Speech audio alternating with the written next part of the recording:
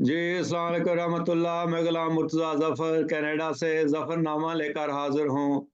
तो नाज़रीन कराम, आज फिर हम तारीख़ हिंदुस्तान के सिलसिला में बात करेंगे, जिसमें हमारे साथ शामिल हो रहे हैं कोटली आज़ाद कश्मीर से प्रोफ़ेसर शकूर साहब, के जिन्होंने बहुत ही अच्छे तरीके से पिछले प्रोग्राम में एक ख़ुलासा पेश किया था, जो हमने पहले प्रोग्राम उससे अकेले जो मैं करता रहा हूँ, और अब प्रोफ़ेसर साहब भी हमारे साथ शामिल हो गए हैं इसको आगे लेकर सिलसिला को चलने के लिए।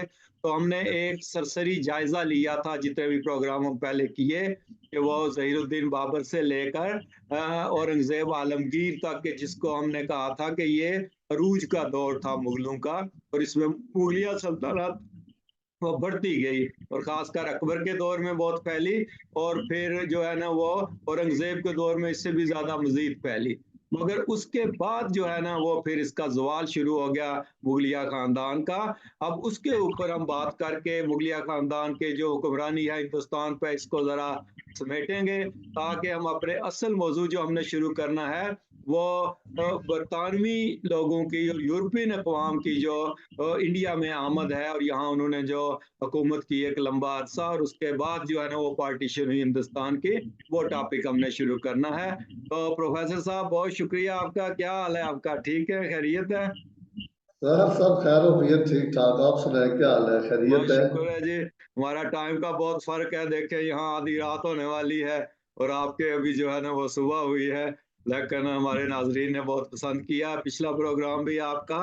तो आप ये बताएँ कि अब इसको अब किस तरह देखेंगे? थोड़ा जायज़ा लें कि औरंगज़ेब के बाद के जो मुग़ल हैं, कि जिसको हम ज़वाल का दौर कहेंगे मुग़लों का, कि जिसमें ये सल्तनत कमज़ोर होती गई, जो कि पूरे हिंदुस्तान में जिसका दो-दरबा आपने पिछले प्रोग्राम में बयान किया था। तो इसका थोड़ा-सा खुलासा आप बयान करें कि कैसा दौर था ये, और कौन-कौन हुक्मरान आए औरंगज़ेब के बाद, और किस तरह कोई ख़ास वाक़या जो हुआ, उसको ज़रा थोड़ा-सा बयान करें, ताकि हम इसको जो है ना वो समेट सकें। जी। जी सर, बहुत शुक्रिया। तो तारीख के किसी भी तालिब इल्म के लिए तहजीबों का अरूज और ज़वाल, डायनेस्टीज़ का अरूज और ज़वाल हमेशा से एक बहुत दिलचस्पी का अमल रहा है जी। कि किस तरह जो है वो कोई सल्तनत, ममलकत या सियासी ख़ानदान अरूज हासिल करता है, और फिर तारीख के उस आफाकी कानून के तहत, जिसके तहत ये है कि हर अरूज को ज़वाल आता है। जी। तो बिल्कुल ऐसा ही जैसे हमारी इस्लामिक तारीख के अंदर बनु उमैया से लेकर बनु अब्बास तक, फातिमी खिलाफत तक, ओटोमन अम्पायर तक, और दिल्ली सल्तनत के हुक्मरानों तक जो अरूज और ज़वाल हम देखते हैं, इसी तरह जब हम मुगलिया ऐद के हुक्मरानी का जायजा लेते हैं, तो जैसे हमने पिछले प्रोग्राम में भी वजाहत की थी कि इस ऐद को हमने दो अदवार में मौरखीन तकसीम करते हैं। एक तो इनका क्लाइमैक्स का ऐद था, अरूज का ऐद था, जी। और ये अरूज का ऐद ज़ाहिर आगाज से लेकर 1526 से 1707 तक जारी रहा। जी। इसको ग्रेटर मुगल ऐद या अजीम मुगलिया ऐद कहते हैं। लेकिन 1707 के बाद से 1857 तक का जो ऐद है, ये लेटर मुगल या मुगलों के ऐद ज़वाल से इसको ताबीर किया जाता है। जी। इस तरह मतलब हमने इनके अरूज के हवाले से बहुत सारे असबाब का जायजा लिया था। जाहिर है, एक ऐसी डायनेस्टी जो जिसका फेरा 300 साल तक एक बहुत बड़े दुनिया के हिस्से पर लहराता रहा हो, उसके ज़वाल की कोई सिंगल वजह नहीं हो सकती। बहुत सारे असबाब होते हैं, और वो सारे असबाब मिल के फिर उस ज़वाल को जन्म देते हैं। जी।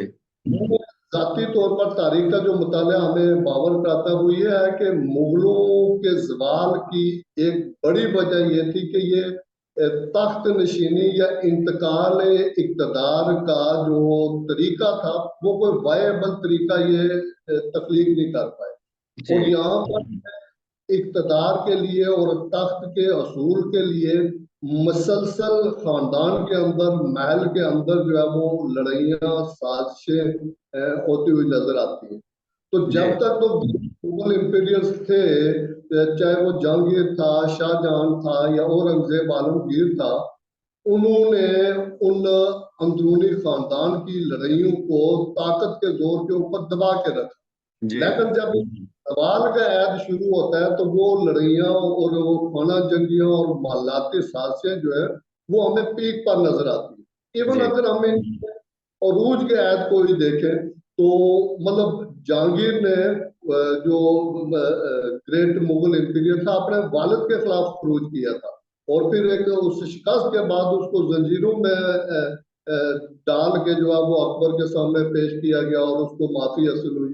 इसी तरह जब जहांगीर खुद तख्त नशीन होता है तो वो अपने बेटे फर्रुख अपने सेठ की आंखों को जी सही करवा जी और शाह जहां तो तख्त संभालने के बाद जो है वो पहला काम ही यही करता है कि अपने सारे भाइयों को तय तय करवा देता जी है। औरंगजेब जहांगीर का तो वो तारीख के अंदर मतलब वालिद को जेल में डाल दिया, भाइयों को मरवा दिया। औलाद के हवाले से ये था कि शाहजहां इसने आलमगीर ने जो है वो अपने बड़े बेटे को जेल में डाल रखा और वो उस वक्त ही उसकी रिहाई मुमकिन हुई जब वो मरा। छोटे जी बेटे को 8 साल तक डाला रहा।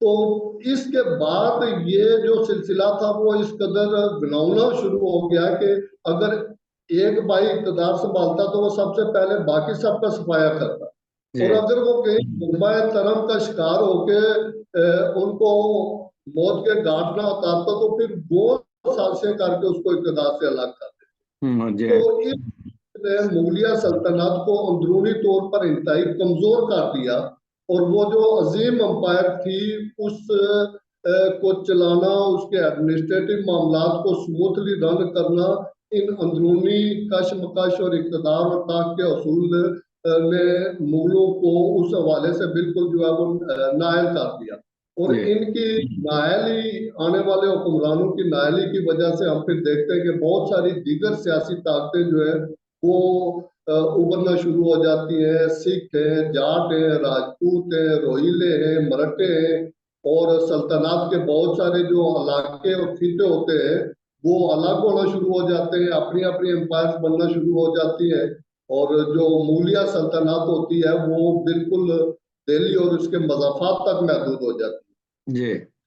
फिर एक और फैक्टर इनका यह था कि जिस तरह इनके आबाओ अजदाद एडमिनिस्ट्रेटिव हवाले से बहुत अहल थे, ये उस अहलियत का मुजाहरा नहीं कर सके और उन्होंने ज़ाहिर है वो तारीख में कहा जाता है कि मुश्किल लोग जो है वो अजीम सल्तनतों को जन्म देते हैं और जी फिर जब उन साथ क्योंकि बहुत आसान हालात में आए होते हैं और बहुत सारी जो समाजी बुराइयां होती हैं उनका शिकार होके वो नाअहलियत का शिकार हो जाते हैं। तो इनके साथ भी सेम यही होता है कि लेटर अगर हम मुगल को देखते हैं कि वो लौंडियों से हरमें भरी जा रही हैं, ख्वाजा सराओं की फौजें गठी की जा रही हैं और मतलब महलात के अंदर 15-15 रोज तक मुशायरे हो रहे हैं।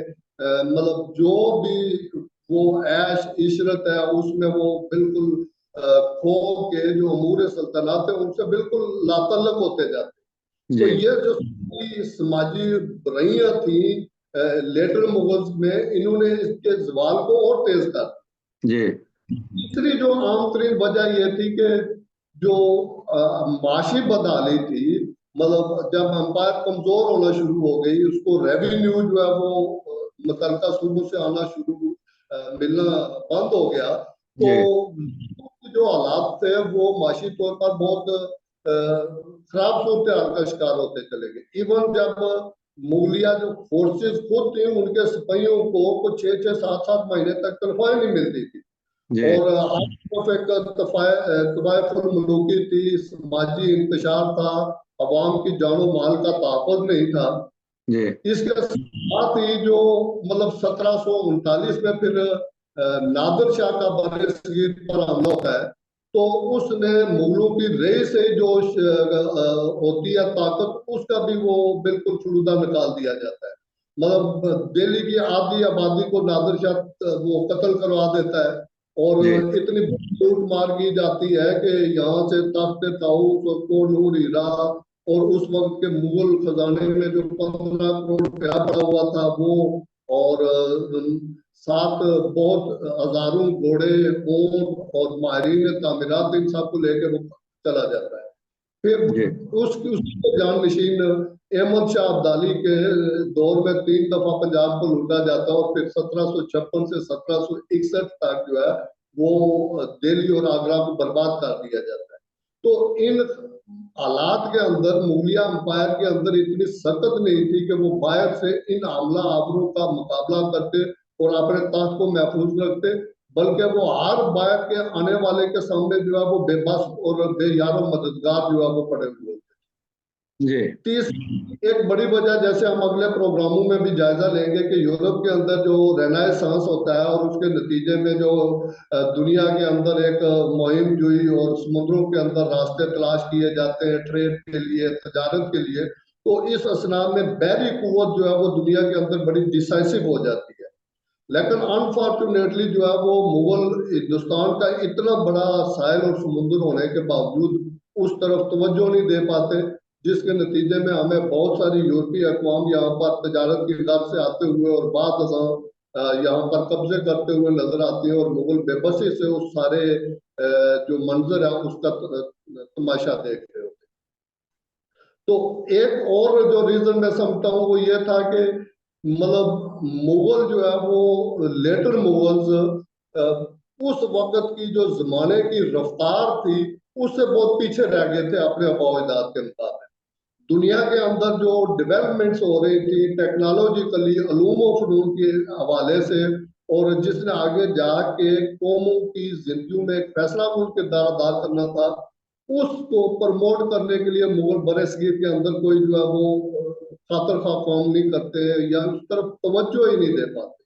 यानी अगर हम देखते हैं कि मुगलिया ऐत के अंदर बड़े बड़े किले तो बनाए गए, मसाजिद बनवाई गई, गुरुद्वारे बनाए गए, बादशाहों के मकबरे बने, बागात बनाए गए, इवन आता कि अपने परिंदों और पालतू जानवरों की यादों में मकबरे बनवाए गए। लेकिन यहाँ पर हमें कहीं कोई जामिया, कहीं कोई रिसर्च का, कहीं कोई जहाज रानी के हवाले से कोई बड़े प्रोजेक्ट जो है वो नजर नहीं आते हैं।